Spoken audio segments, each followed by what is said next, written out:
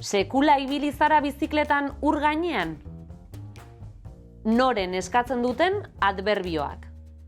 Barruan, artean, aurrean eta atzean. Aupa, zelan, dena ondo? Gaur emango duzun informazioan gauza edo pertsonen kokapenari egingo diezu erreferentzia. Gure kuadrillako lagun batek lanpostu berria lortu du. Eta ospatzeko festa bat antolatu dugu opari eta guzti. Oparia biltzeko kutxa handi hau erabiliko dut. Kutxa handiaren barruan egunkariak sartu ditut. Eta gero, paperen artean, ordularia ezkutatuko dut. Orain, paper politonekin dena bildu eta kito. Zoragarria. Zu ere ona altzara opariak biltzen.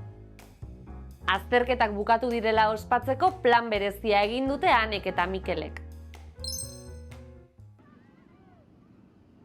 Zer da hau, Ane? Zer esan dizut lehen? Sekula egin ez dugun zerbait? Sekula ibili zara bizikletan ur gainean? Bizikletan uretan? Begira! Baina, nondik lortu dituzu bizikleta hauek? Ez du axola.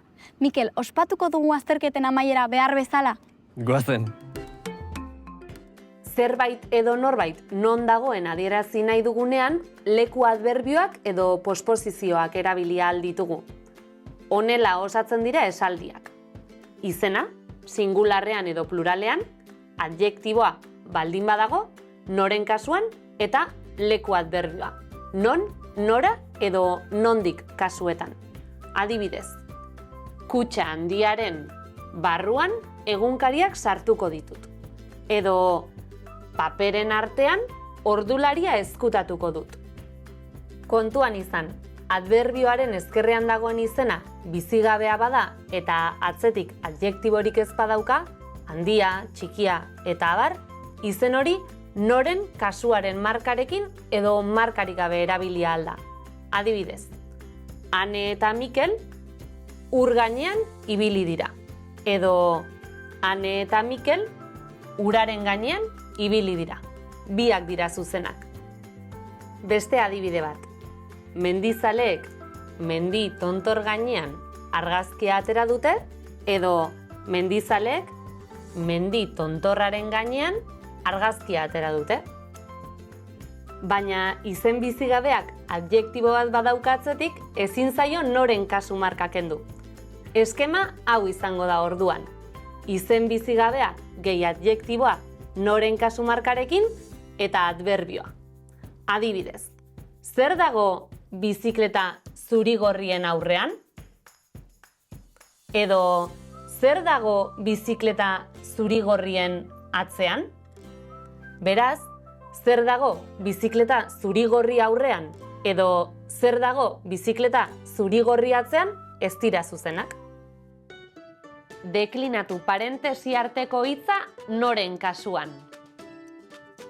Kutxa. Handiaren barruan egunkariak sartuko ditut.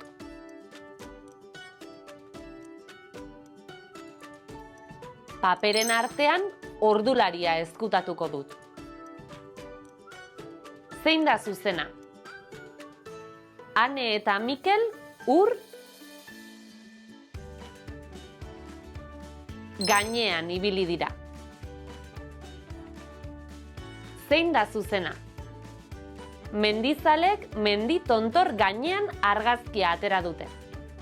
Ala, mendizaleek mendi tontorraren gainean argazkia atera dute. Biak dira zuzenak.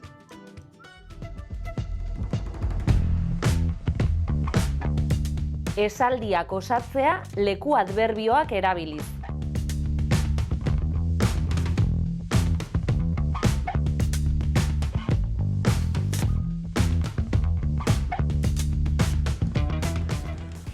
Izen bizigabeekin eta atzetik adjektiborik ez badago, izen hori noren kasuaren markarekin edo markarik gabe erabilia ahal da.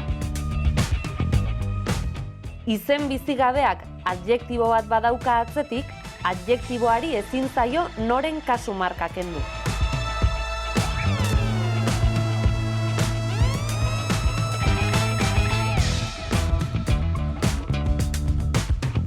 Agur eta segi ondo!